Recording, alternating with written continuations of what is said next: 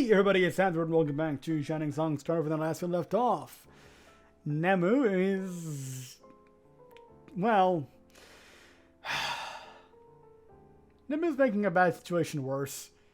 You know? I just poor Kaori.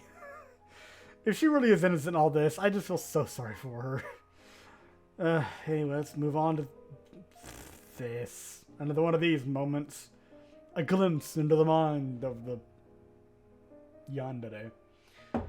Nemu grinned to herself as she laid sprawled out on the sofa. You know. The greedy cat, after her kill, licking the blood from her paws, smacking her chops, and just enjoying the fresh taste of blood on the tongue. Turning this against Kaori had been a piece of cake. All she had to do was mix in a few embellishments in with reality in order to confirm the girl's own suspicions about her. In the end, girls are nothing more than paranoid, jealous creatures obsessed with self-affirmation. All it took was a little nudge, even to turn into like a barrel of hungry piranha fish. As opposed to piranha what? But more of a challenge as producer saw. Seriously, what was he doing? Was he so obsessed with work that she was all but invisible to him? And lately, she had hardly any private time with him. At this rate, he really might be thinking of making one of the second center. Did he do this because he thought I couldn't handle leading Starnova by herself? What? The thought made Nemu's inside squirm and her eyes go dark. No, anything but that. But recently, all he had been doing was giving her the cold shoulder. She had offered herself to him, yet he had shoved her away so coldly. Shut up. Producer-san, why would you do this to Nemu? Why won't you give me that good dick? The ding of the elevator knocked Nemu from her thoughts. This again? However, she heard a familiar voice.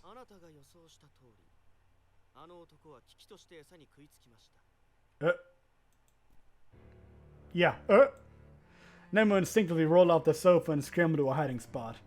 She squeezed herself inside a large metal file cabinet and pressed ear to the door to hear what Kamajo was saying. It's like she's hiding in a horror game, peeking into the holes and waiting for the monster to go by.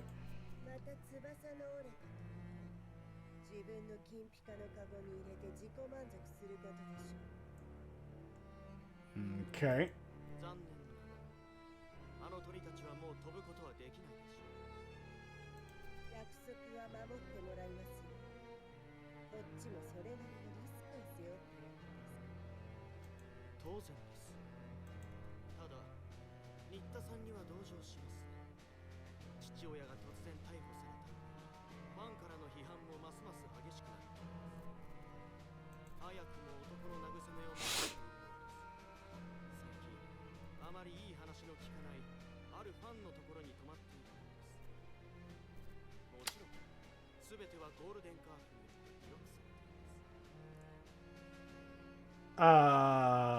Wait, really? Huh. Or, I mean, I wouldn't totally write it off. Didn't strike me as a sort beforehand, but then again, a little human creature comfort, you know, makes sense. But I also wonder if this is all bullshit. But, because, you know, but, okay. There was a slight pause as Nemu presumed Kamajo passed Haruna some photographs for her to peruse herself. Ah.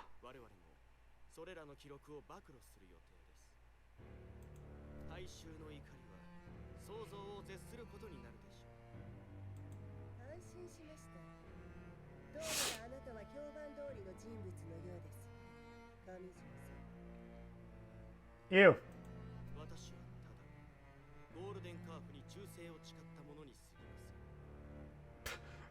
Glory to the company.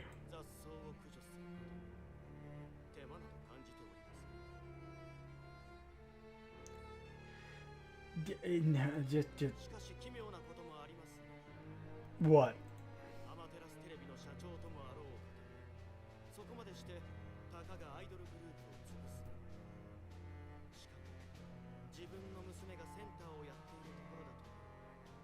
Because I am presuming she wants Nemo out of Starnova. Kamijo's voice pitched up in one of sadistic amusement. Evil shields and all.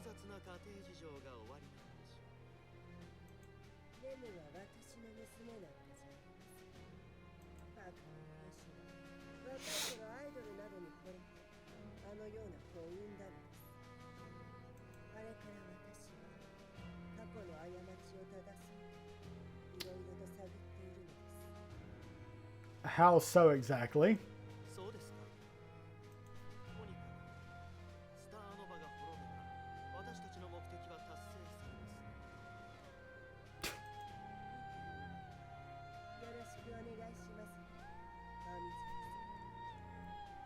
Alright, now we must commence the mustache twirling to really, cement the moment.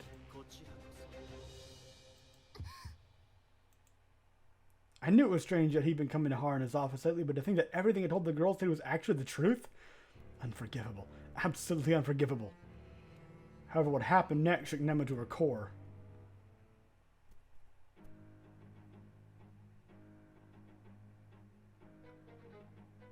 Oh! Didn't see that coming! Haruna took Kamijo into her arms and passionately began to kiss him.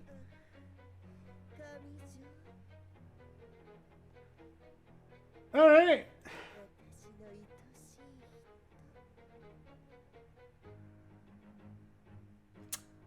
I can potentially see the end of this route being quite interesting for Kamijo and Haruna in terms of their employment.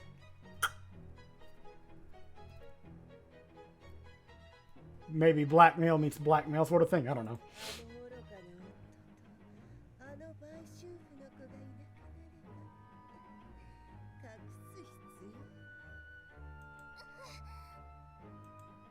Nema could take no further. Okay, that was the exact wrong thing to do. This was the kind of thing you should have kept to yourself. I mean, snuck out with the information and then warned Starnova about it. That way they can, diffuse the plot before it actually gets underway. She slammed open the cabinet door to the Haruna, of course. Oh.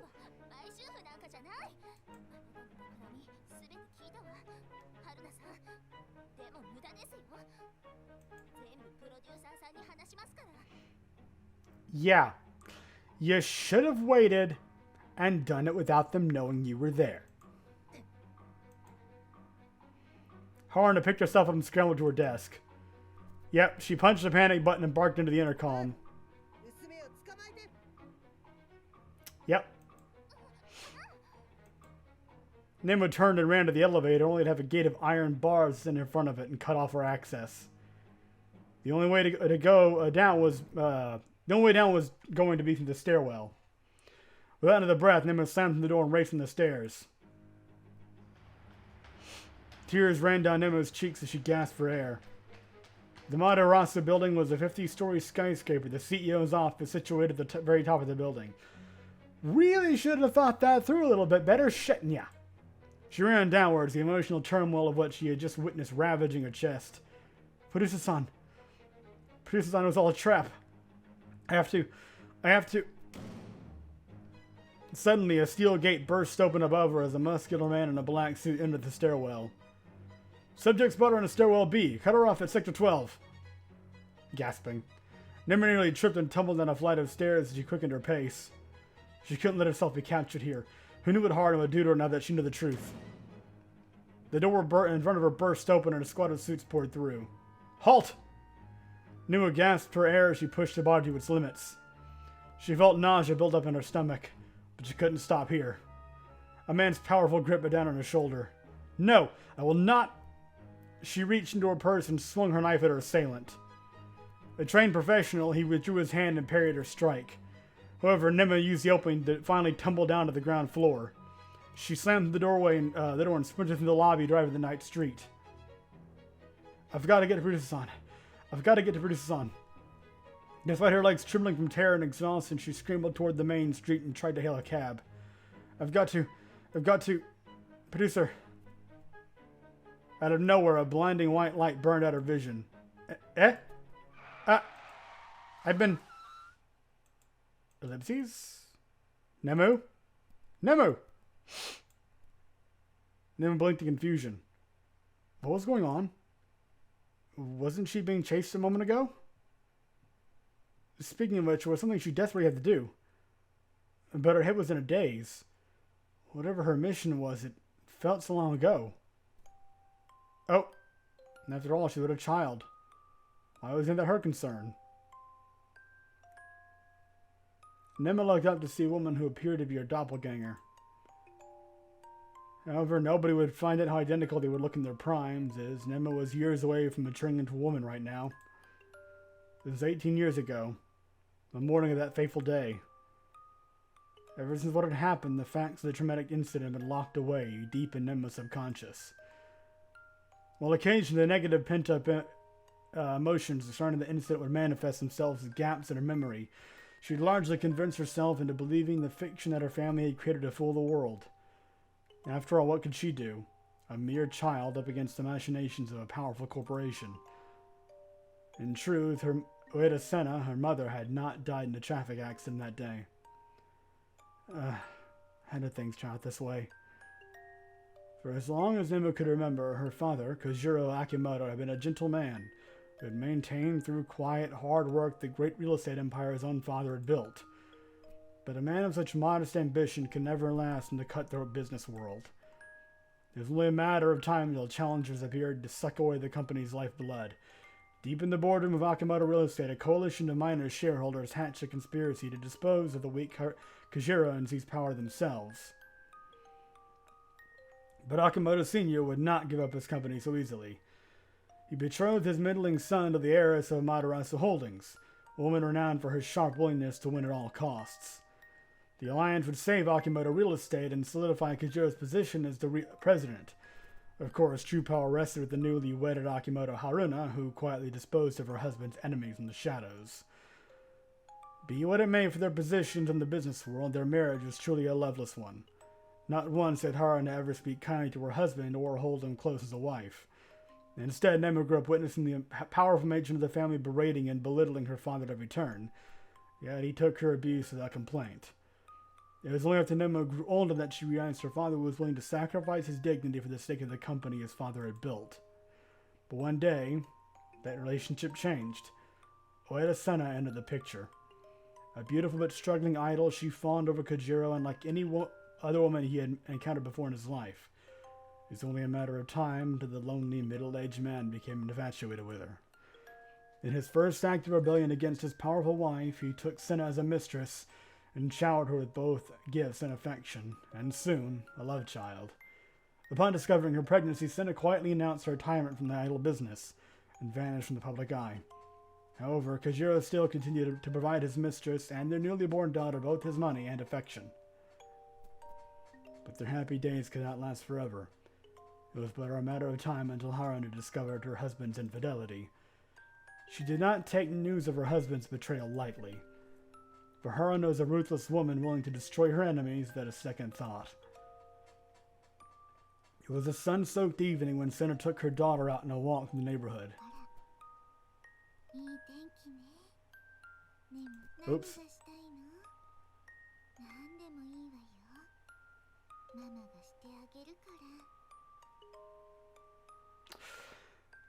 Oh no.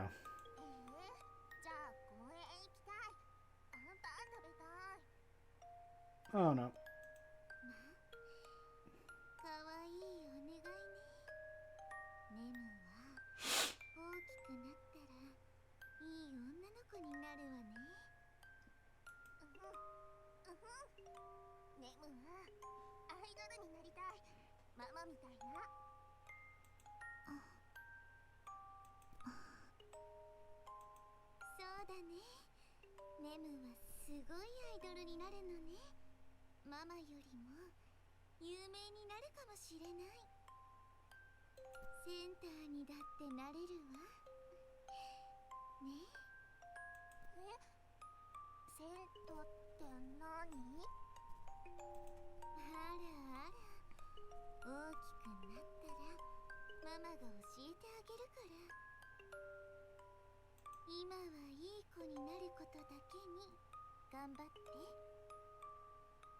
just silently waiting for the pain. The two of them arrived at the walkway crossing in front of the park. Heartbeat.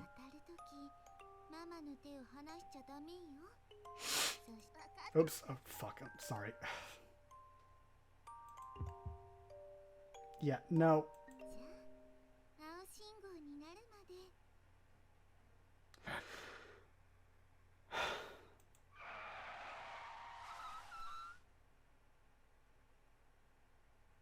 God damn it.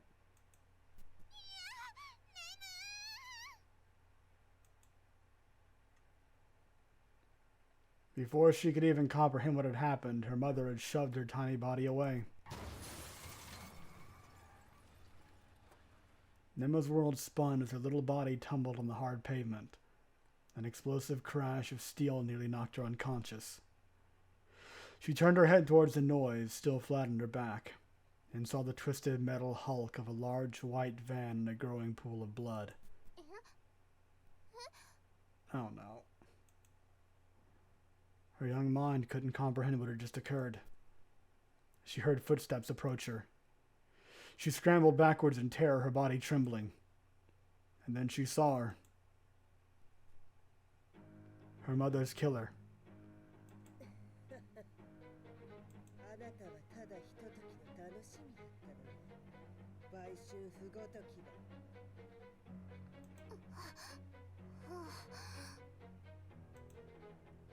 No words could pass through her parched throat.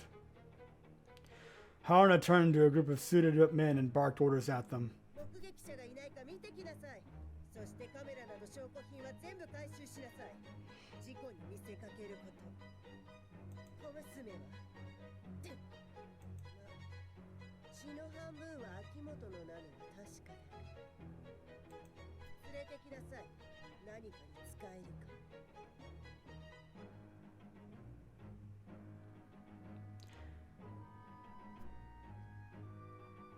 If you're not dead by the end of this route, I hope you're at the very least in jail. The world began to spin. For the next 18 years, Nemo repressed the facts of this day deep within her, never wanting to face the truth. And with each passing year, a demon had grown within her, gorging on her hatred for the woman who had murdered her mother. Whenever her heart stirred, she knew that she ceased to be herself, and instead became the twisted embodiment of her mother's vengeance. Who are you, Jason? Haruna, you never did manage to kill my mother. And no matter what you do, she'll continue to haunt you for as long as you live. Nemu felt her gut split in two. Yes, after all these years of feasting on her negative energies, the time of the demon's birth was nigh. You sure this isn't something written by Mika? The monstrous ebon beast that had germinated for so long in her womb finally erupted from her belly and screeched to life.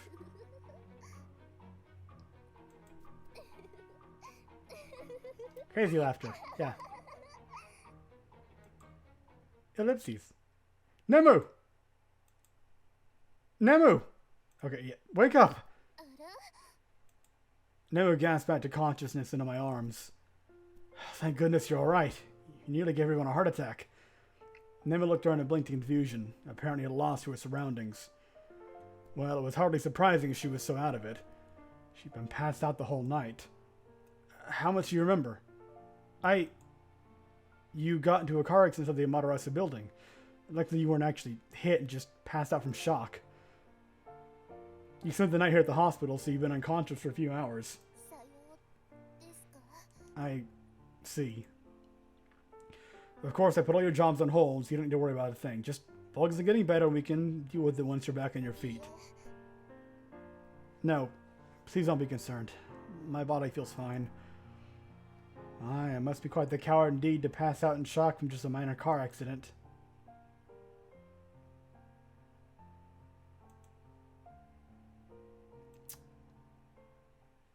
But that wasn't the end of our problems. In fact, while Nemo was unconscious, a perfect storm had been brewing unbeknownst to her.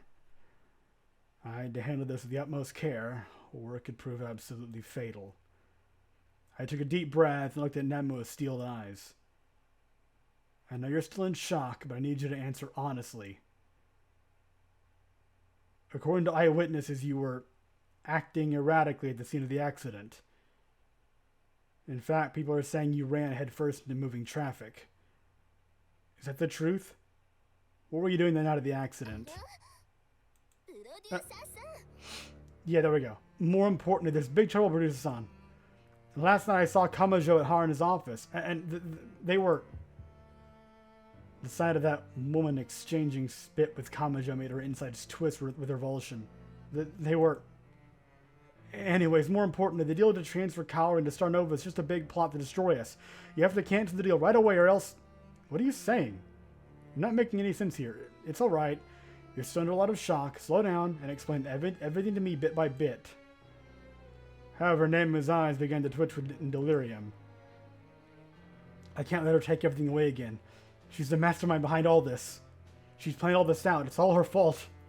I'll kill her. I'll kill her. I'll kill her. I'll kill her. Nemu! Just then the door burst open and a flood of reporters broke through. Oh, shh. I stood and covered Nemu with her blanket as I seen her in the middle of her panic attack. In the next moment, I was blinded by the rapid fire of 24 flash cameras as a mob of reporters descended upon me. Is it true that Akimoto-san has tried to kill herself following the revelations? Tell us, Producer-san, how much you know about Akimoto-san's past?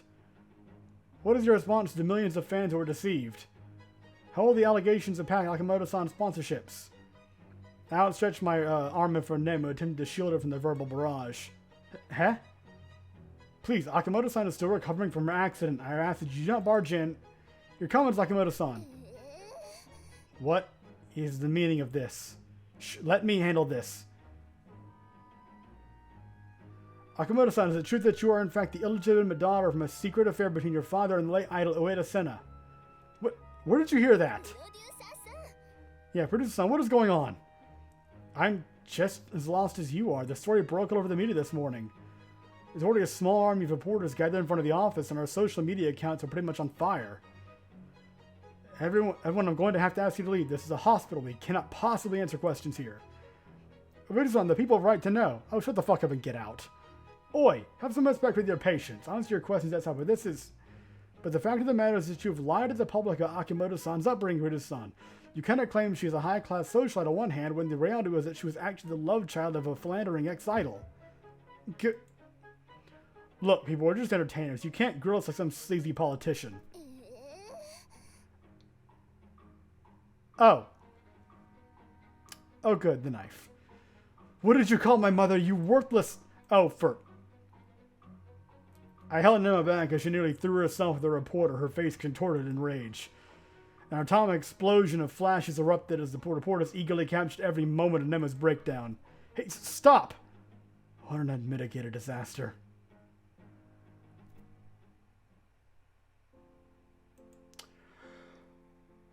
Whoa, okay then. I'm going to end this here party because I need to sit down and just digest. That was mood swings. I was up and down. That was oh god, gee, yep. Yeah. Okay. I hope you enjoyed this episode, and I'll see you next time. Jesus Christ, there's a lot going on.